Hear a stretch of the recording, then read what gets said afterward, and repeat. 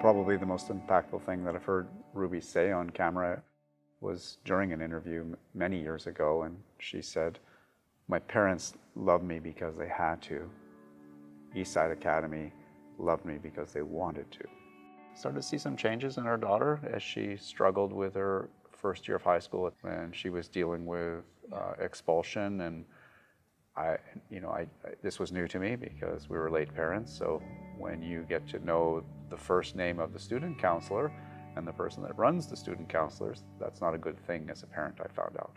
Once I found myself in those environments where I started like using and self-medicating, it was like the first time I felt like relief in a way, because I had so many things that most people don't have to deal with, from like early childhood illness, chronic pain, going into anxiety and depression, and like losing people, and that lack of stability I had in early childhood with like moving so much and not being able to find my footing. Like once I found drugs and alcohol, it really took a hold of me, because I finally found like something that made me feel better, and for a lot of kids and a lot of adults, like once you find that one thing that makes you feel better, like you just reach for it again and again. And that was part of the reason why, like, I don't know, like I hit a point where it was a couple months after my friend Chevelle had killed herself, and I was doing volunteer work at Bellevue Youth Theater, and I came drunk. I came drunk to this program that I was volunteering at. And everyone there loved me, and nobody really knew what was going on in my mind or in my personal life in the way, like there's a whole high functionality that people have, and I was high functioning for a little bit, and then it was like I went into high school where like the drugs were harder and it was easier to get things. EA was our saving grace, absolutely. It was so out of our hands, and that these people here just said, it's okay. It's like the apostles sitting around the table. It was such a revelation for me. It was spiritual, it was amazing. Especially post the pandemic, like there are so many more kids that fall into needing to self-medicate, and that's why programs like this are so important, because we have this entire generation of kids that are trying to process trauma, and it's so much cheaper to find drugs on the street than it is to find help.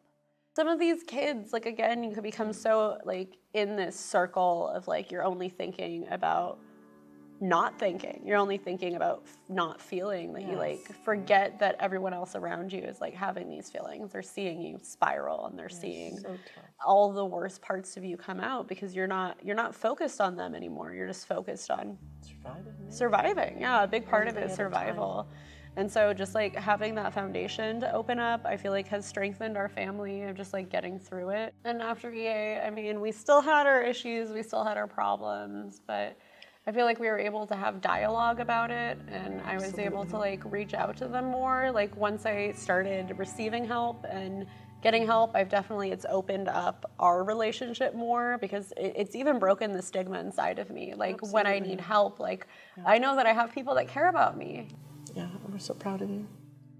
My professional trajectory has really been impacted from like the kind of support that I was able to get. I currently work at OBOT, it's an office-based opioid treatment program at Harborview, and that's where I'm able to like meet people where they're at, kind of the same way that Eastside Academy met me where I was at. And I also just got certified to be a recovery coach, which is really exciting.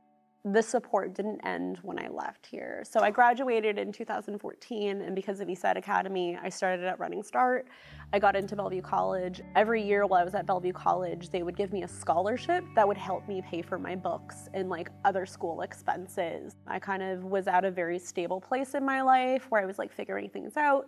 I had a good job. I had all of these things going for me until one day I didn't.